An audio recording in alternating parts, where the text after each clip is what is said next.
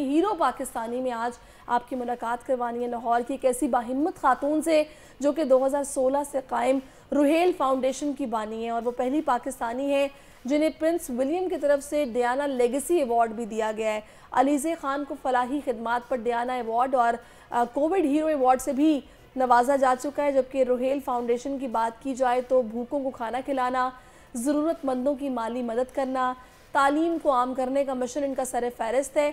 तो अलीज़े इस वक्त हमें ज्वाइन कर चुकी हैं, उनको वेलकम करेंगे। अस्सलाम वालेकुम अलीज़े, गुज़श्ता ईद मुबारक, बहुत शुक्रिया आपके वक्त के लिए। आपको भी बहुत ईद मुबारक। Thank you so much. Thank you. अच्छा अलीज़े, माशाल्लाह सबसे पहले तो कॉन्ग्रेचुलेशंस कि आपको ये अवार्ड्स मिले और क्या आपको महसूस हो रहा है? ज़ाहिर है इंसान जब मेहनत करता है उसका जब रिवॉर्ड उसको मिलता है तो फीलिंग्स तो आई थिंक सो कि बंदा नहीं बता सकता, एक्सप्रेस नहीं कर सकता। कुछ कोशिश करें थोड़ी सी एक्सप्रेस करने की। Sweet, thank you so much. Thank you. और बड़ी अमेजिंग फीलिंग है। हम जब काम शुरू करते हैं तो हम बिल्कुल जीरो एक्सपेक्टेशंस रखते हैं अवार्ड की और ये नहीं सोचते, लेकिन अगर अवार्ड मिल जाए जर्नी के शुरू में, एंड में, जब भी बड़ा एक अच्छी सेंस ऑफ मोटिवेशन होती है, बड़ी अच्छी सेंस ऑफ रिस्पॉन्सिबिलिटी होती है। और जो मेरी मोटिवेशन थी अवार्ड से पहले, वो अब बहुत ज़्यादा है। तो मैं कहती हूँ रिकग्निशन मिलना और वो इंटरनेशनल लेवल पे एक बहुत ही मोटिवेटिंग और इनकरेजिंग एक्सपीरियंस होता है। ज़बरदस्त, बिल्कुल भाई, हमें फ़ख्र है आप पे। अच्छा अलीज़े, थोड़ा सा मैं आपको ना माजी में लेके जाती हूँ, थोड़ा पीछे चलते हैं। रुहेल फाउंडेशन का ख्याल जब आपको आया तब वो क्या हालात व वाक़यात थे कि आपने सोचा कि आपको खिदमत खल्क करनी है? तो बेसिकली जो जर्नी थी ये बहुत पहले स्टार्ट हो गई थी। लाइक वैसे तो एक्चुअली स्टार्ट हुई थी व्हेन आई वाज 16, लेकिन जो मैंने काम है वो 9 साल की उम्र में शुरू कर दिया था अपनी मदर के साथ। अच्छा। तो मैंने पार्सल्स बांटना शुरू कर दिए थे, ऑर्फनेजेस में वॉलंटियर करना शुरू कर दिया था at a very young age. तो ये जो जर्नी है ये बड़ी स्टेडी और स्लो थी। छोटे छोटे स्टेप से शुरू हुई, जैसे ठंडा पानी देना, कचरा उठाना, फूड पार्सल्स बांटना, और आहिस्ता आहिस्ता फिर मैंने अपनी फैमिली से डोनेशन इकट्ठे कर करके डिफरेंट प्रोजेक्ट्स किए। मैंने स्कूल में ग्रेड 6 में स्टार्ट कर दिया था काम। मुझे याद है कि स्कूल में कोई भी केस होता था, किसी आयाबाजी का, गार्ड का, तो मैं पूरे अपने बैच से पैसे इकट्ठे करती थी। फिर हम डिफरेंट डिफरेंट प्रोजेक्ट्स टारगेट करते थे। तो ये जो है ये बहुत स्मॉल अच्छा स्टेप अली से से शुरू ये हुआ। ज़ाहिर है ये जज्बा जो होता है ना, ये गॉड गिफ्टेड भी होता है। ज़ाहिर है कि इंसान, कुछ लोग बड़े सॉफ्ट हार्टेड होते हैं और महसूस करते हैं किसी दूसरे का दर्द। लेकिन मेरे ख्याल में एक वजह और ये भी होती है कि जब अपने घर में आप देखते हैं ना अपने पेरेंट्स में से किसी को सिलाई रहमी के काम करते हुए, तो फिर ये जज्बा आपका एग्जैक्टली। ना और ज़ाहिर है निकल कर आता है। तो इस हवाले से बताएगा, घर में कौन था ऐसा, किसने इंस्पायर किया? अम्मा ही है ऐसी, वो she is very kind hearted. उन्हें कभी बेच जी अली से, आपको मेरी आवाज़ आ रही है? चीजें लाने का, अगर आपको ये चीजें बच्चा आपको। जी जी, आपको मेरी आवाज आ रही है? जी जी बिल्कुल। जी, मैं ये कह रही थी कि अगर आप खुद बच्चों के सामने ये काम करेंगे तो बच्चे आपको ऑब्वियसली फॉलो करेंगे। तो उन्हें कभी भी मुझे लाइक बोला भी ऑब्वियसली एग्जैक्टली, लेकिन उन्हें हमेशा मेरे सामने किया। और ये चीजें जब उन्हें की तो आई आई ट्राइड फॉलोइंग हर, और उनको देख कर फिर मैं भी इंटरेस्टेड हुई इन चीजों में, फिर मैंने भी शुरू किया।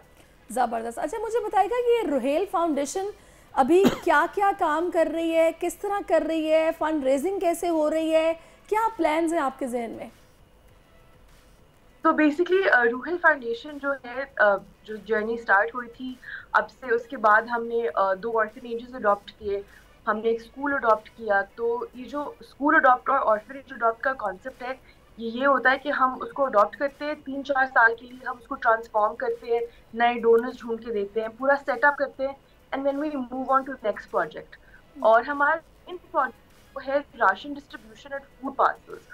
और जो food parcels and ration distribution है वो रमजान में तो बहुत ज्यादा ऑब्वियसली होती है। हम क्रिसमस, ईस्टर, दोनों ईदों के ऊपर, एंड देन हम मंथली भी करते हैं for transgenders and for widows. हम मंथली फूड पार्सल्स देते हैं, जो हमारे कोटा पे जो नेम्स कोई लिस्ट होती है, we have like 25 transgenders, we have 30+ widows. हम उनको मंथली राशन भी देते हैं। एंड फिर हमारा मेन ये चीज़ है कि हम सिर्फ पंजाब में, लाहौर में काम नहीं करते, हम ऑल ओवर पाकिस्तान काम करते हैं, हम सारे प्रोविंसेस में काम करते हैं। मेनली हमारा जो काम है वो है बलूचिस्तान में है, हम सिंध में भी काम करते हैं। और जब भी कोई कैलामिटी आती है, कोई कोविड, फ्लड्स, तो फिर हमारा एक्स्ट्रा काम बढ़ जाता है, हम और निकल कर जितना हम कलेक्ट कर सकते हैं। और जो फंडिंग है, for now it's nothing normal, हम सारी फंडिंग जो मैं अपनी फैमिली से कलेक्ट करती हूँ, और फंडिंग का ये स्टेटस है। एंड इन द फ्यूचर हमारा यही प्लान है कि हम और डोनेशन इकट्ठी करके ज़्यादा एरियाज में एक्सपैंड कर सके, उस एरियाज में जा सके जहाँ पे नॉर्मल ऑर्गेनाइजेशंस नहीं पहुँच पाती। हम बलूचिस्तान में पेनिट्रेट करना चाहते हैं, और हम सिंध में और उन एरियाज को टारगेट करना चाहते हैं जहाँ पे नॉर्मल लोग नहीं पहुँच पाते, जहाँ पे एड नहीं पहुँच पाते। मोर पावर टू यू, बहुत अच्छी बात है, आपके बहुत अच्छे प्लान्स हैं। अच्छा अलीज़े, मुझे ये बताएगा कि जब ये डियाना लेगेसी अवार्ड आपको मिला है, उससे पहले जब आपसे कांटेक्ट किया गया, ये जो एक्नॉलेजमेंट आपको इंटरनेशनली मिली है, इन्होंने किस तरह आपको अप्रोच किया, कुछ बताएंगे इस हवाले से? एक्चुअली ये आपको कोई नॉमिनेट करता है, तो वहाँ से मुझे उन्हीं की टीम मेंबर ने नॉमिनेट किया था फॉर द अवार्ड। उनने प्रॉपर रिसर्च करते हैं वो आपके ऊपर, जहाँ जहाँ आप काम करते हैं उनको कॉल करते हैं, प्रॉपर रिसर्च करते हैं, आई थिंक वो विजिट भी करते हैं।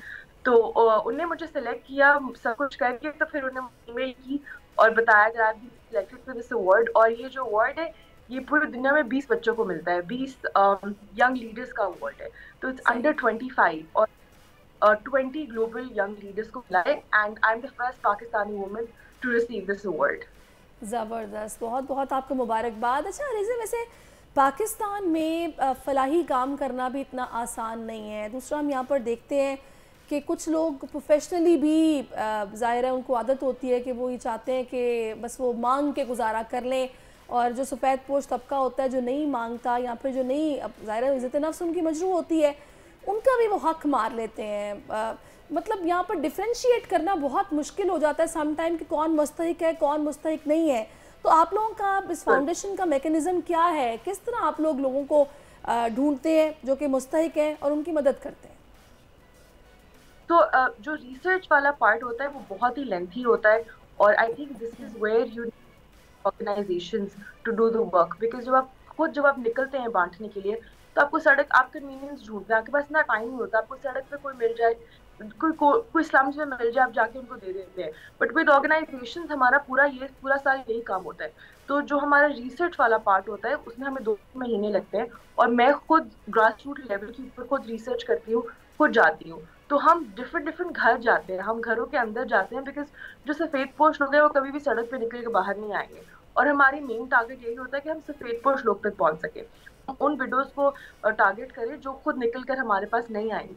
तो फिर हम उनके घरों में जाते सर्च करते हैं, हम उनकी बिल्स वगैरह चेक करते हैं। अच्छा अलीज़े, फाइनली कोई मैसेज अगर आप इस प्लेटफॉर्म से देना चाहें तो आप दे सकती हैं। बस यही मैसेज है कि सब अपनी अपनी लेवल पे थोड़ी थोड़ी एफर्ट करें, और हर कोई एफर्ट करे।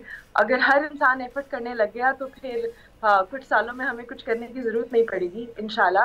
तो अपने बच्चों को सिखाएं, खुद जितना आपका एक्ट छोटा हो बड़ा हो वो मैटर नहीं करता, बस आप किसी ना किसी तरह ह्यूमैनिटी को हेल्प करने की कोशिश करें, कम्युनिटी को हेल्प करने। बहुत अच्छी बात आपने की है, thank you so much Alizeh, बहुत शुक्रिया आपके वक्त के लिए। सब्सक्राइब करें और बेल दबाएं ताकि कोई खबर रह न जाए।